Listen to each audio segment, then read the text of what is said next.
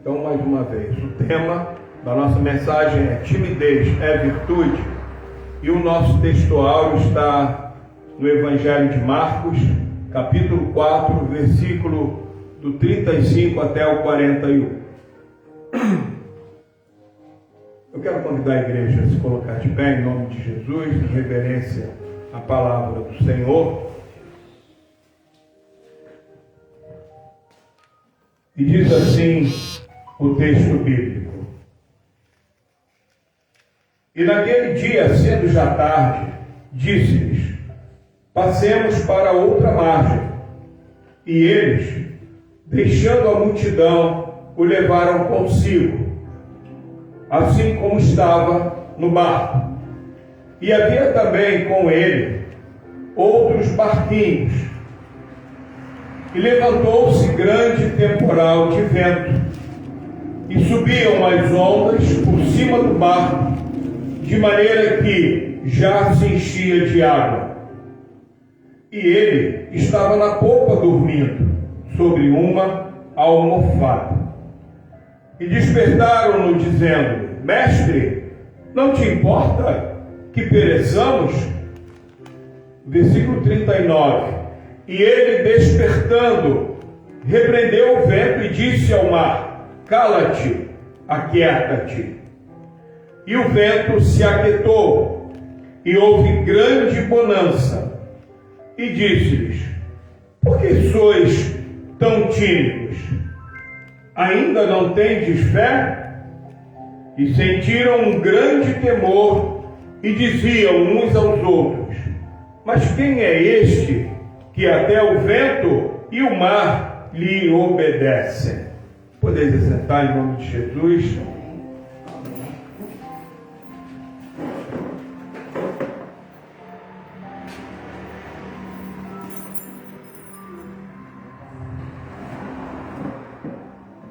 Então, no versículo 40 desse texto bíblico, Jesus ele pergunta aos discípulos: Por que sois tão tímidos?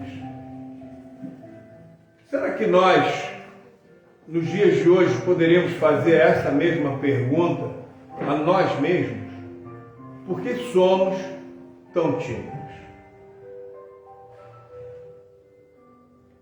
Uma pessoa, quando ela está numa determinada função, às vezes numa loja, num comércio, em algum lugar que seja, em alguma atividade, e ela não conhece bem aquela atividade, a tendência é que ela fique um pouco tímida, ou até muito tímida, porque ela não conhece. Então, se ela não conhece, às vezes ela está num restaurante e um cliente pergunta: aí você tem tal prato? Quanto é esse prato? Quanto tempo demora para servir? E a pessoa ela fica embaraçada, porque ela não conhece. Às vezes é uma loja, e a pessoa pergunta sobre determinado produto, sobre uma televisão, sobre um rádio, enfim, uma bicicleta. E aquele funcionário, por não conhecer, ele não sabe responder. E muitas vezes o que acontece com aquele cliente, ele vai embora. Ah, poxa, a pessoa está vendendo aqui, não sabe nem o que está vendendo, eu vou procurar outra loja, vou procurar alguém que me atenda melhor, ou que me dê mais atenção.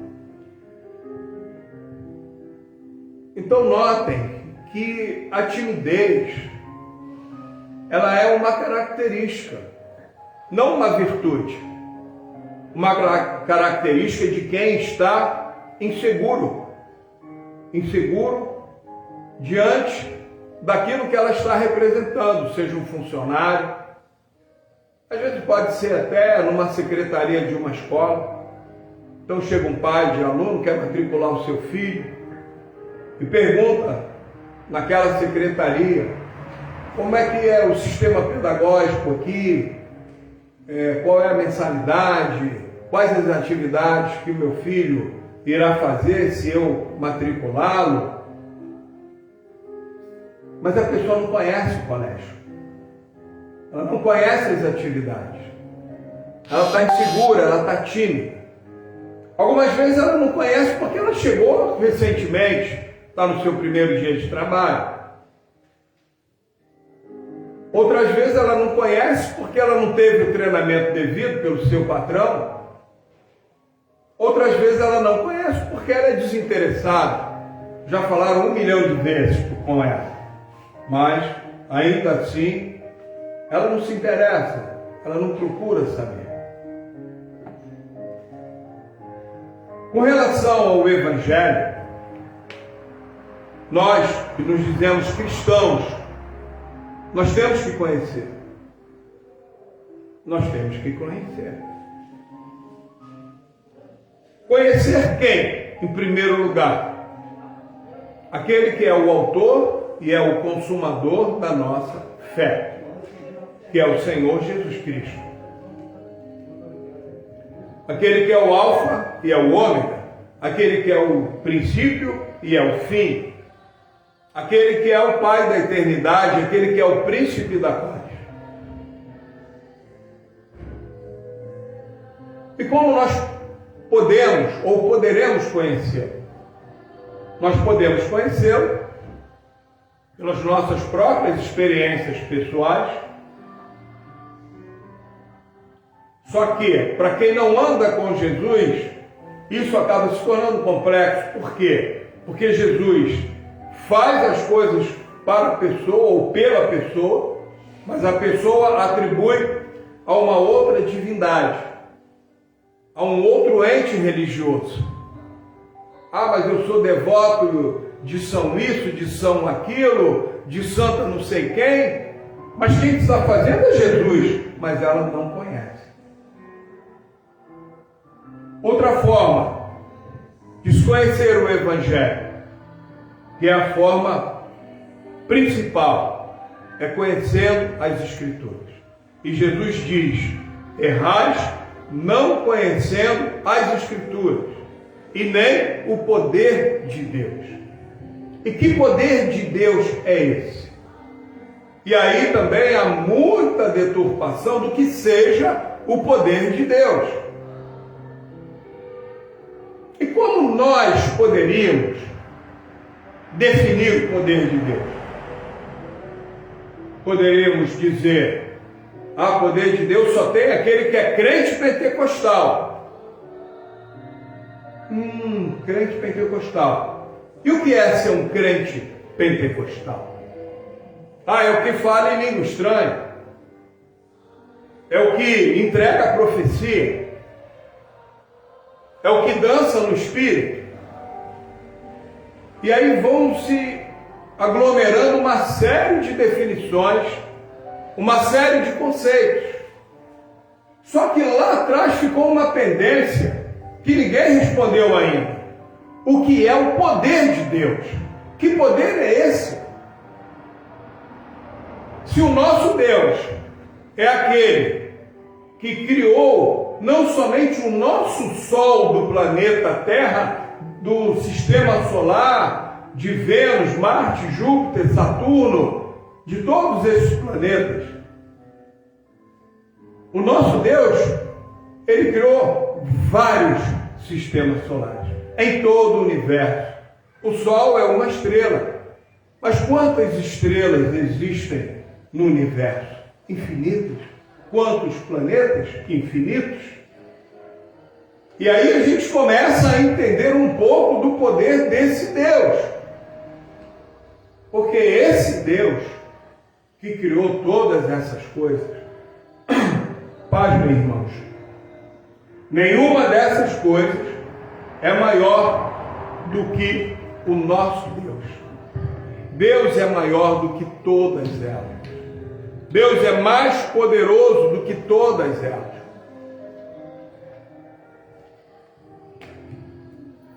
Deus, ele cria uma estrela e ele apaga a estrela a hora que ele bem entender. E há inúmeras definições, alguns estudiosos que querem tomar o lugar de Deus, enfim, e falam em supernova, em buraco negro, em física quântica e etc, etc, etc. Mas até agora ninguém explicou ainda o que é o poder de Deus. E o poder de Deus é muito mais simples de se definir do que a gente imagina. O poder de Deus, ele pode ser definido pelo poder incondicional de amar. Quem ama mais do que Deus? E quem ama de forma incondicional?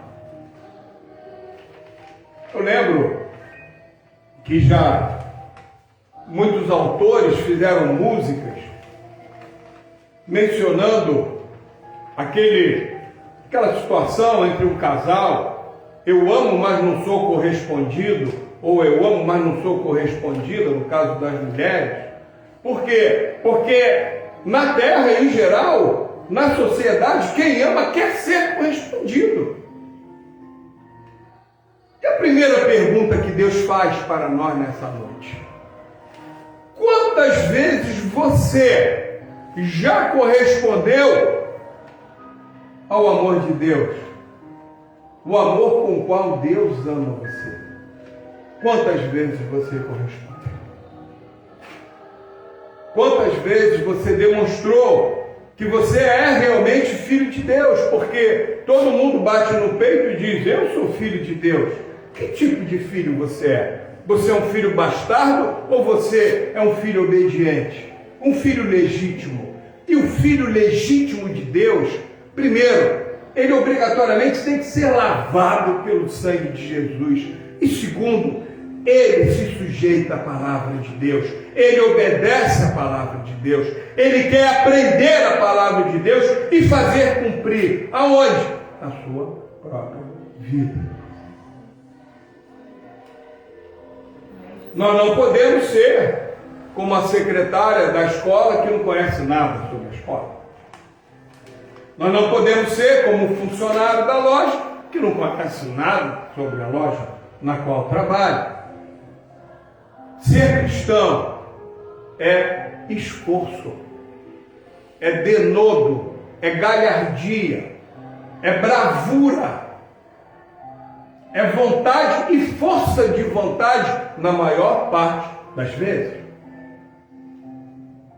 Por quê? Porque a nossa carne, o nosso eu, quer comodidade, quer comodismo. E aí, a palavra de Deus nos diz que o reino de Deus é tomado à força. Por quê? Porque nós somos o nosso maior entrave, a nossa carne, o nosso ego, o pensar somente em nós. Eu vou orar pela manhã, Senhor Jesus, abençoe minha vida, abençoe minha família, o meu trabalho, o meu sapato, o meu quarto, o meu gato. É assim que nós oramos. Ou nós temos tempo para orar, nós dedicamos tempo para orar, deixamos o Espírito de Deus nos usar, interceder por pessoas que muitas vezes nós não estamos nem imaginando, nem pensando em orar por elas. A vida cristã é uma reflexão constante, todo dia. E várias vezes no mesmo dia, nós temos que sempre estar olhando para nós. Pastor, isso é fanatismo. Então, isso aí para mim não dá. Tá bom. Há muitos lugares que as pessoas querem ir. Há pessoas que querem passear no Caribe, outras querem passear na Europa, outras querem passear na América do Norte, e outras querem passear no inferno. É uma opção. Você não é obrigado a fazer nada do que a Bíblia diz para você fazer. Você não é obrigado a fazer nada do que Jesus fala várias vezes nos evangelhos para nós fazermos. E os teólogos, quando querem inibir ou anular as palavras de Jesus, eles costumam dizer que Jesus está no limbo. Ele não está nem no Antigo Testamento, nem está no Novo Testamento, porque a igreja ainda não havia sido criada. Isso é blasfêmia. O diabo, com conhecimento dos teólogos, menosprezar a pessoa de Jesus, as seitas grandes, imensas, catedrais imensas no Rio de Janeiro, em outros lugares do Brasil, do mundo, que colocam as falas do apóstolo Paulo muito superiores à do Senhor Jesus. É bem verdade que todos os livros escritos na Bíblia Sagrada são bênçãos e eles constituem realmente a palavra de Deus. Mas existe uma coisa chamada hierarquia. Isso não é somente na vida humana. Isso existe também no mundo espiritual. As pessoas não conhecem Jesus, não querem conhecer, não querem saber quem é Jesus. E querem servir a Jesus de qualquer maneira, conforme a sua própria preguiça deixa que sirvam. Ninguém quer se dedicar, ninguém quer se despojar, ninguém quer renunciar ao velho homem. O velho homem. O velho homem que é soberbo, que quer holofote, que quer notoriedade, que quer atenção, que quer destaque. Isso não é servir a Jesus. Servir Jesus é crucificar o velho homem, em primeiro lugar. É viver verdadeiramente para Jesus. E vocês podem ver, olhando à frente de vocês, quantas pessoas querem verdadeiramente seguir a Jesus.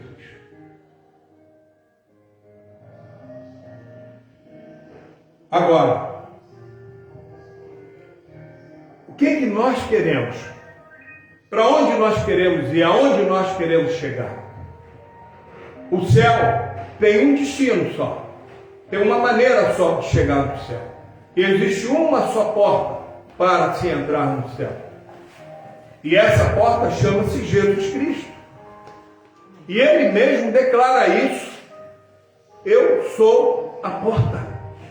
A porta para entrar no reino de Deus. Essa porta, que infelizmente alguns teólogos menosprezam, ignoram. Por quê? Porque não pertence ao Velho Testamento, nem ao Novo Testamento. Porque a igreja, segundo a cabeça deles, não era formada. E Jesus estava fazendo o quê? O que Jesus estava fazendo? Constituindo discípulos. E muitos cantam aí, Pedro, Tiago, João no barquinho, Pedro, Tiago, João no barquinho, Pedro, Tiago, João no barquinho, e Pedro, Tiago, João no barquinho, e Pedro, Tiago e João não estavam só no barquinho, não! Pedro, Tiago e João estavam na transfiguração do Senhor Jesus. Transfiguração, pastor? Que isso? Pula! Não prega sobre isso não, vai dar confusão, vai dar ruim. Não explica isso para a igreja, não. Então, uma igreja burra, uma igreja tola, uma igreja abestalhada, vai parar aonde? Uma igreja cheia de pecado, cheia de crente com manias, cheia de crente que só aceitam certas coisas quando lhes convier. Essa não é a igreja de Jesus. Timidez. O título da nossa mensagem: timidez é virtude? Ah, ele é tão tímido, tadinho, coitadinho. Se você é mãe, é pai, trata de educar, para não ficar tímido, não. Para acordar para a vida. Para de paparicar. Mas ele é tão tímido, pastor. Porque a senhora, mãe, não sabe criar o seu filho. O senhor, pai, o senhor não sabe educar o seu filho. O que é timidez? Timidez é covardia. Timidez é frouxidão, é gente frouxa. Timidez é fraqueza. Fraqueza, tibieza.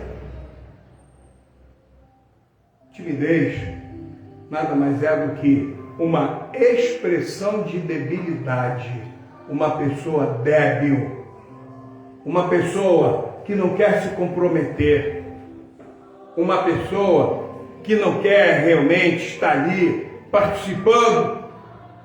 É como aquele jogador de futebol que o time todo está correndo e ele está correndo para o outro lado.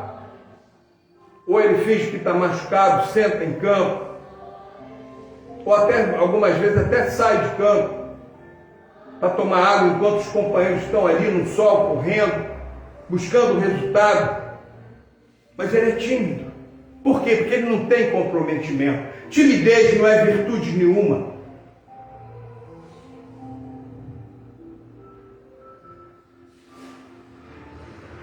A timidez revela um estado de quem tem vergonha de dizer que é crente em Jesus Cristo, de assumir a sua fé. Isso é timidez à luz da Bíblia. É comum vermos crentes do tipo ninja, né? Que ninguém sabe que ele é crente. Ele também não faz questão de dizer que é. Ele não quer se comprometer. Por quê?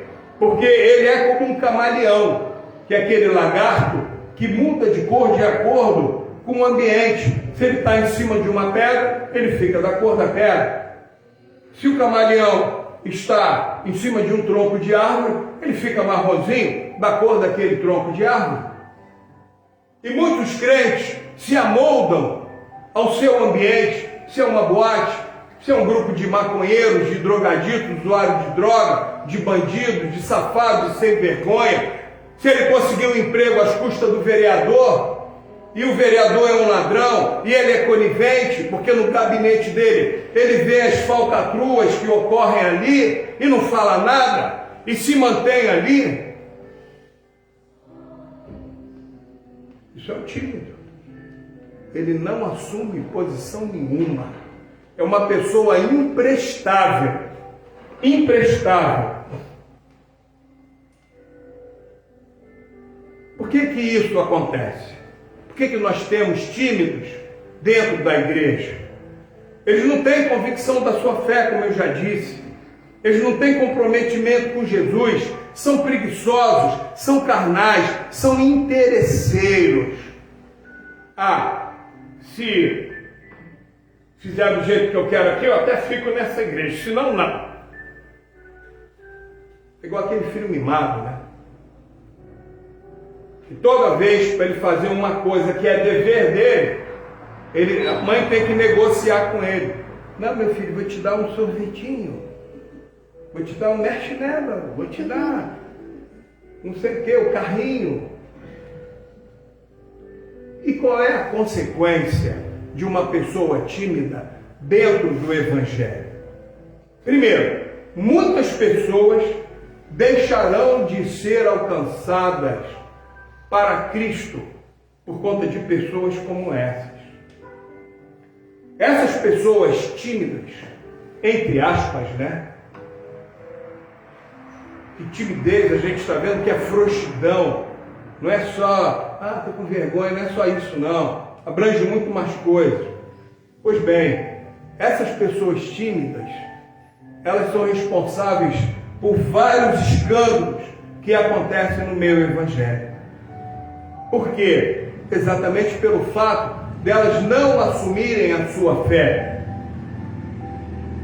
Eles são mornos e estão prontos para serem vomitados, esse é o termo mesmo, pela boca de Deus. Se não, vejamos. Apocalipse 3,16 diz assim: assim porque és morno e não és frio nem quente, vomitar-te-ei da minha boca. Isso é Deus falando. Tá bom? Isso não é filósofo. Isso não é nenhum sábio. Não, é Deus falando. Nem frio, nem quente. É morno. É morno. Está ali, ocupa espaço, mas não serve para nada, é um peso morto. É aquele camarada que tem 10 embaixo do piano, aqueles pianos de cauda antigo, tem 10 embaixo do piano carregando o piano, ele vai sempre em cima do piano, em vez dele botar o ombro dele ali, para caminhar junto com a igreja. Enquanto que a Bíblia diz, levai as cargas uns dos outros, e assim cumprireis a lei de Cristo. Ele não quer cumprir a lei de Cristo, ele não quer levar carga de ninguém, ele é egoísta, ele só pensa em si. Nenhum pastor presta para ele, ninguém presta, só ele é que presta. Mas ele está a ponto de ser vomitado pela boca de Deus. E aí, meus amados irmãos, qual é o destino de uma pessoa tímida no Evangelho? Ainda no livro de Apocalipse, capítulo 21, versículo 8, a Bíblia diz assim: mas quanto aos tímidos, ou seja, frouxos, covardes, e aos incrédulos, e aos abomináveis, e aos homicidas, e aos fornicadores, e aos feiticeiros, e aos idólatras, e a todos os mentirosos, a sua parte será no lago que arde com fogo e enxofre, o que é a segunda morte. Ou seja, a condenação eterna. Quem está falando isso aqui é Jesus. Está ressaltado aqui na palavra de Deus, Apocalipse 21, 8. Então, meus queridos, olha aqui como é grave isso aí. Como é grave você ver uma pessoa que é tímida, ou ser uma pessoa tímida e não quiser mudar. Eu vejo que nós podemos ajudar esse tipo de pessoas, porque nós somos a igreja, nós somos o corpo de Cristo. O que acontece quando uma célula do nosso próprio corpo está doente? As células que estão em volta, por estarem sãs, sadias, elas passam os seus nutrientes para que essa outra célula se recupere. Então nós podemos sim ajudar. Por que nós estamos enfatizando isso? Para que nenhum de nós, amanhã ou depois, se passe por uma condição de timidez. E se algum irmão estiver começando a decair da sua fé, poxa, vamos chegar junto, vamos ajudar esse irmão, vamos ajudar essa irmã, vamos estender a nossa mão. Vamos levar as cargas uns para os outros, inclusive a desse irmão que está partindo para o lado da frouxidão, da timidez, da covardia. Nós temos que ser cristãos, irmãos, de verdade. E não é simplesmente chegar no meio da rua, que muita gente pensa que é isso. Eu não estou falando isso. Não é você chegar no meio da rua e gritar os quatro cantos: olha, eu sou um crente em Jesus Cristo, olha aqui como eu sou crente, eu sou um crente bonitão, sou um crente. Não é isso. O nosso testemunho real, eficaz, ele precisa ser colocado diante do nosso Deus. Porque é Deus quem nos dá tudo. Se nós temos um bom testemunho para com Deus, certamente nós teremos para com os homens, para aqueles homens que são crentes e para aqueles que também não são crentes, para que eles possam ser alcançados pelo Evangelho de Jesus Cristo, por intermédio das nossas vidas. É por isso que a timidez, ela é tão nociva dentro da igreja. Até na educação dos nossos filhos, como eu mencionei aqui. Uma pessoa convicta é uma coisa muito bonita. Uma vez eu conheci uma senhora, ela trabalhava em casa de família. E, além de tudo, ela era cozinheira, era uma exímia cozinheira. E ela batia no peito e dizia: eu sou cozinheira de forno e fogão. Eu trabalho numa casa, eu revoluciono, eu faço o melhor na casa que eu estiver trabalhando. Olha que coisa linda. Olha que coisa maravilhosa. Ela tinha convicção da sua competência, da sua capacidade. Ela não era orgulhosa, mas ela gostava do seu trabalho. Ela gostava daquilo que ela fazia. Isso é muito lindo. Não importa a profissão. Que as pessoas hoje em dia, eles querem classificar as profissões das mais bem remuneradas e das menos remuneradas, as que pagam menos. Não. Toda profissão honesta é digna, é valiosa, é valorosa. Todas são necessárias. Agora, depende muito do profissional. Aquilo que precisa ser feito. E todos os profissionais são importantes. Assim como na igreja do Senhor Jesus, fazendo uma analogia, todo crente é importante. Todo crente é muito importante. Jesus morreu por cada um de nós. Jesus verteu, derramou o seu sangue na cruz por cada um de nós. O pequeno é importante. O grande é importante. Então, nós temos que entender isso. Agora, aos olhos de Deus, não existe grande nem pequeno. Todos nós somos iguais. E aos nossos olhos também, nós deveremos tratar sempre os nossos irmãos de forma igualitária. Igualmente. Deus não faz acepção de pessoas. Por que nós iremos fazer? Nós não podemos fazer isso. Isso não cabe a nós. E como conclusão, eu quero dizer para a igreja, primeiro, busque ao Senhor de todo o teu coração. Quando? Sempre. Busque sempre ao Senhor. A palavra de Deus diz, buscai ao Senhor enquanto se pode achar. Haverá o dia do arrebatamento que ninguém sabe. Nenhum ser vivo na terra sabe quando será. Mas nós temos que estar preparados. Nós somos a noiva do Cordeiro. E no dia do arrebatamento nós seremos arrebatados, nós seremos tirados daqui, dessa vida terrena. Iremos encontrar com o Senhor nos ares. É o que diz a Bíblia. E nós devemos desejar muitíssimo esse dia. E devemos vibrar com esse dia. E não devemos esmorecer nunca. E não devemos nos tornar tímidos, frouxos ou qualquer outra coisa que não seja virtuosa. Porque timidez não é virtude.